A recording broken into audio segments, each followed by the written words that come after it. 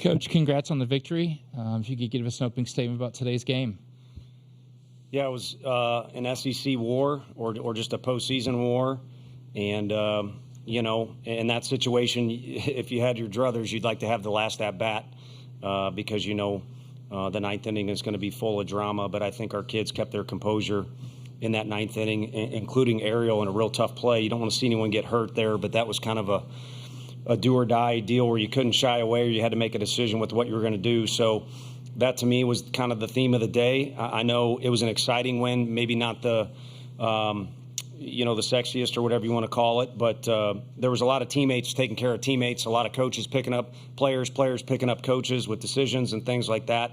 And obviously it's easy because the score is what it is, but I just felt like we were more true to who we were today in pregame, in the dugout, during the game. And again, it's easy to say that because we end up doing okay on the scoreboard, but I'd rather go into battle with that group the way they showed up today and hope they do the same tomorrow.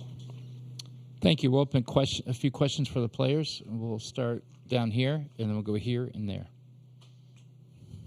Kendall Rogers, D1 Baseball. Cal, I guess just looking at the job that Aaron did against that lineup, he kept them from getting in any kind of groove at all. What did you kind of see from him stuff-wise?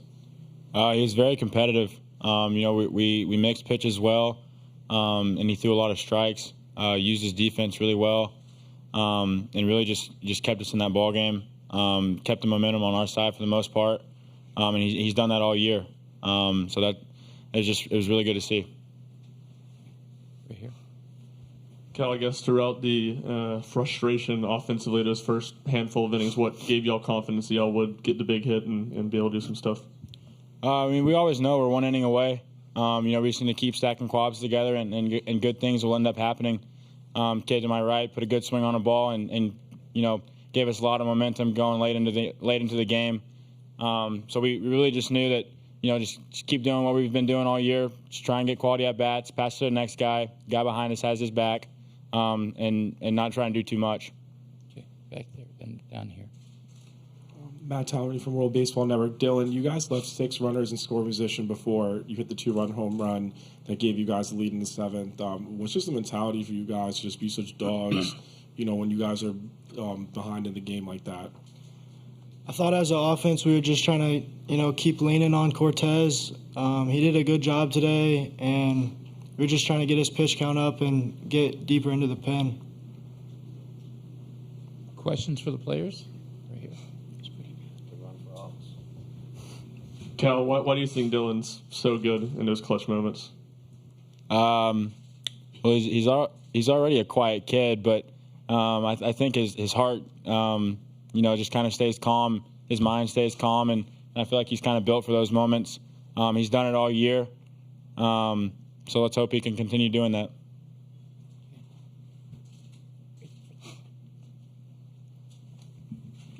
Aaron, what was able to make you so effective today? It looked like they were having trouble with that spin a little bit.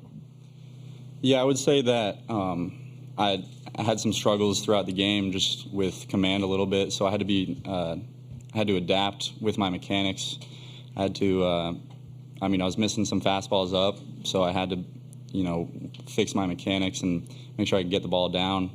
The curveball was definitely there. Same thing with the curveball. I had some times where it was more horizontal than vertical and opposite, so just dealing with what I had in that particular at-bat or inning or whatever.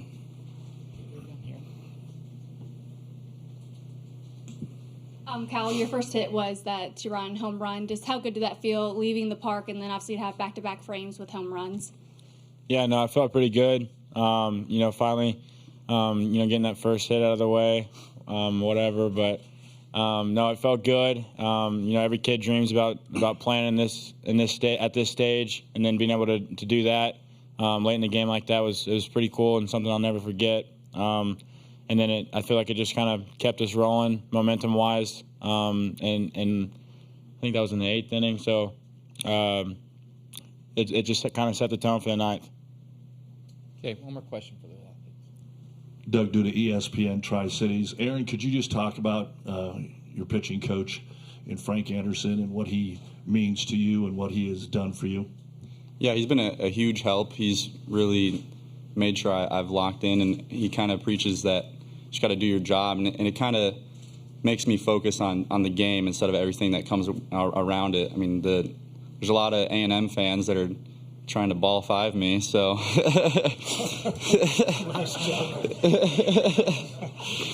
so it helps me lock back into the game when stuff like that happens, just knowing the mentality that he's given me. He also wants to be coached, and I mean, he says he's available tomorrow, so maybe it's premature, but one of my favorite guys to coach.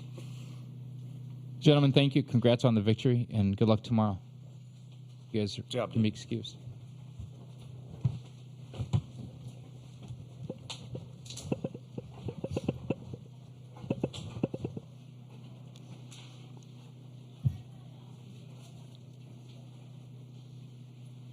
You can go 1, 2, 3, real quick, and 4. Go ahead. Tony, I wonder if you could, Tony, right here to your right, if you could elaborate on that with Aaron and also the performance by Drew today in his last game.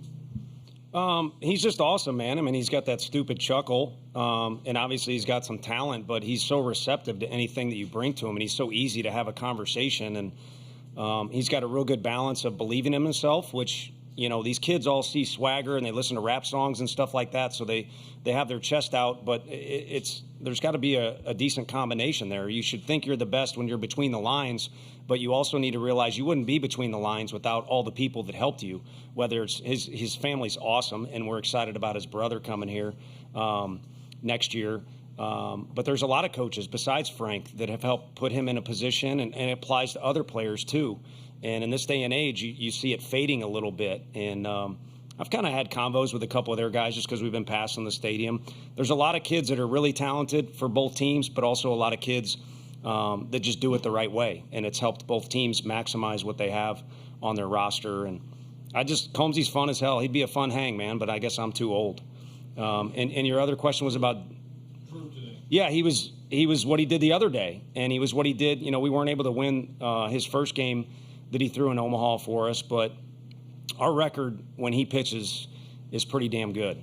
You guys can look it up and tally it up, whatever it is.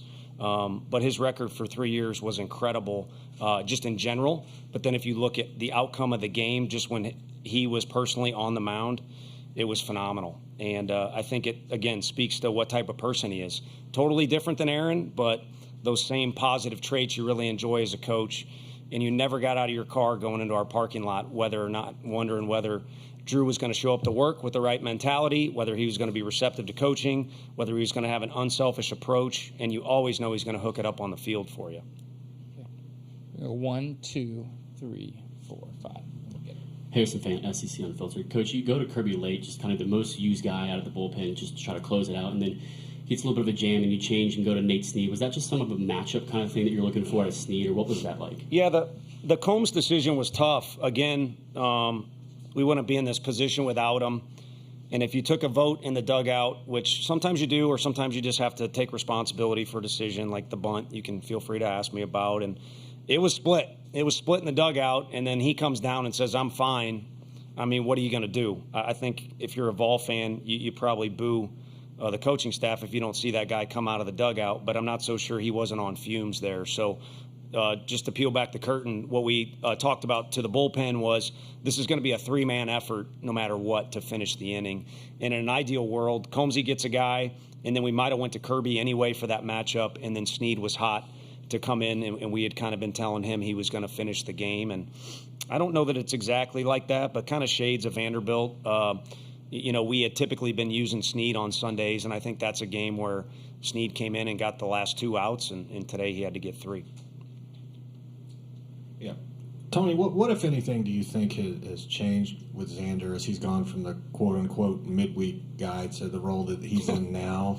And does he have the kind of mentality you think is suited for something like this? I don't know. I don't care, to be honest with you. It's a baseball game. You know, it's kind of like the bunt thing. I wanted to throw myself off a ledge there because it looks like, hey, let's get Simo in a position where he can drive in 2 runs potentially, and then you take it off because Cal's in an advantage count. And I could explain the numbers and all that stuff. But the bottom line is you have to make tough decisions over the course of a game. And, you know, fans can tweet about them and say this or that. But the one thing, with all due respect, we wouldn't be here without our fans, is they get to do that on Twitter and voice their opinion, and then they get to go to the bars because I can hear. It goes all night long. I can hear from my level. And I wish I could do that, to be honest with you, too. But I grew up in this damn household with crazy Greg Vitello and kind of got into this deal right here. And with your decisions, you have to live with it. And when the game's over, we go back to the hotel. And I've worked with the guy across the dugout, too. No one's more invested than him. And we live with it, and you think about it, and then you start preparing for the next day. It's all you do. So trust me, it means a lot to us. You know what I mean? So, but having said that, I would like to come to the park and say, Aaron Combs, you're in the game, and that's the best feeling in the world. It's like having Redmond Walsh out there. We win. We won because he's good. We lose. I'll go ride or die with that guy any day of the week. So, we got a ball game tomorrow, and Xander's going to get to pitch again. To me, I'm more excited of the fact he gets another opportunity to run out there and do whatever the stuff is that he does. And I think, his progression has been just getting more comfortable. I mean, you got to kind of navigate through certain situations, whether it's pitching on the road, pitching in the postseason. You build up reps, and if you're smart, you got some aptitude, you probably get a little bit better at it. Here we go. 1, 2, 3, 4, 5. You said after Super Regionals that Cal's your guy, and obviously you've rode with him here through some struggles this week. Just why is he your guy, and why have you had confidence to keep going with him? Similar, same answer without getting too dramatic on you is he's a ball player, and he's an unbelievable kid, and he's so sound defensively. Peoples does it different. I think, you could argue he can match up with Cal with some certain things, but Cal has been our guy for a couple years, and he's experienced so much, and he knows how to, work or orchestrate a game from behind that position and be that leader. So, I don't know. He's our Jake Taylor, I guess. Down here. Coach, I know it's probably easier during maybe a regular season game, but with what was at stake when you guys are leaving a lot of runners in scoring position, how do y'all try to talk together as a team about not getting frustrated, feel like, those chances you had were slipping away and, it was going to be eating at the back of their head or something? Yeah, it's a delicate balance because we had bases loaded twice, I believe, and didn't have anything to show for it. And if you look at those at-bats, two of our best guys didn't necessarily look themselves. And I think it was probably because there was a little extra tension or a little extra try hard. But it's kind of hard to not have that. And then also Cortez is really good. And I think in particular, I don't know what he said, but in particular, I think he had a good day for himself as well. So there were a couple times where it's like, hey, we need to relax or change the mojo a little bit. But it was kind of the flow of the game. There's usually a flow to a game, even in the postseason where it's chaos. And, it was challenging for us. And I think the biggest thing is, just to relax and play ball. That's served us well. And I think that the tension stuff that maybe appeared a time or two since we've been here, it clearly doesn't work. Okay, right there. This might be kind of building off of that question, but up until the 7th inning, you guys were 0-14 with runners on base. Is there one particular thing you can point to, or other than just kind of being out of sorts, like you were saying? Probably the head coach being out of control. I don't know. I mean, good competition, and also at times the park can play a little bit different. I think it's pretty cool. Jace hit one for them, and we got the ball deep there at the end. Both teams had several balls deep, but we had a couple homers. Is unique in this park. Normally things kind of happen 90 feet at a time or doubles, and then you have stuff like that happen. So maybe guys just trying to do a little too much and getting big and getting outside of themselves. I think sometimes you throw out shorten your swing in the dugout, but all it really means is just stay true to your swing that you train in the cage. And I'm sure the other team would argue, or other people that would listen to this for whatever reason, but I feel like we're in the cage more than anybody. So you might as well invest in that time, or let your investment, I should say, in the cage pay off and just use your swing. Ryan. First of all, solid Jake Taylor reference. I heard Thank that. you. Yeah. I did see a couple faces that were like, who the hell's that guy? He's not on either roster. But, all right, so walk us through the next 25 hours for you. Like, are you going to stay up all night going through scenarios, or what is your routine? No, left one of my damn AirPods. I pulled a Xander and left one of them, so I had one in, and I could still hear the party out on the street. So last night was tough to sleep, but I'll put both those things in, and you just go sound machine, brown noise instead of white noise. For me personally, you can make your own selection. But yeah, you got to eat, you got to rest, you got to say hi to your family. Got some friends in town, so probably can't take in Omaha the way they will, but at least say hi to them. And I think you just got to be a dude because, they're probably chomping at the bit to get back out there and the old backyard baseball redo or rematch. And I think our guys, just hearing their conversations, is kind of like, 1-to-1 has kind of been the theme for us this year, a lot of game threes. So you can't do that, though. You got to just be a dude and do those things and then start to kind of filter down, to game time. And we'll approach pregame as we see fit. And then 6:09, you just play ball. Okay, all the way in the back. Tony, I kind of asked Aaron this. Frank's a small-town Nebraska boy. Is there any benefit to that? And just talk about what he's done. He's been around the block a few times, but specifically with this year's staff to get you ready for the final game of the year. Yeah, he acts like a small-town guy. Well, I guess, I shouldn't have said that. No offense to anybody, but no, we like giving him crap because he dishes it out to so many people, including umpires and things like that. I think we got that under control for now, and he's been around the block starting with his roots. I mean, I love the fact that he basically forced his way into coaching. I mean, he's doing laundry at a junior college when things were different, and he's a self-made man. And he's been in about every situation you can imagine, including the situation we're in tomorrow. But he's just given me comfort from day one. One, to have somebody that had head coaching experience, somebody that could relieve the stress of kind of what's the most important thing, coaching up the pitchers. And on top of that, it's kind of like a campfire. Anytime we're up in the office or at a table and he wants to tell a story, he knows baseball about as well as anybody. And I was talking with one of the umpires. We ran into each other at a coffee shop, and what a weird conundrum. He's so competitive and ornery when he's in uniform, and he tries to hide it, but he's one of the best individuals I know.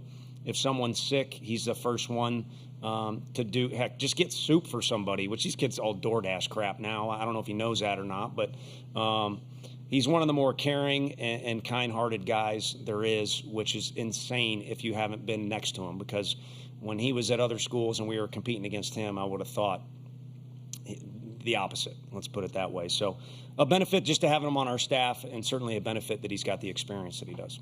Okay, last question.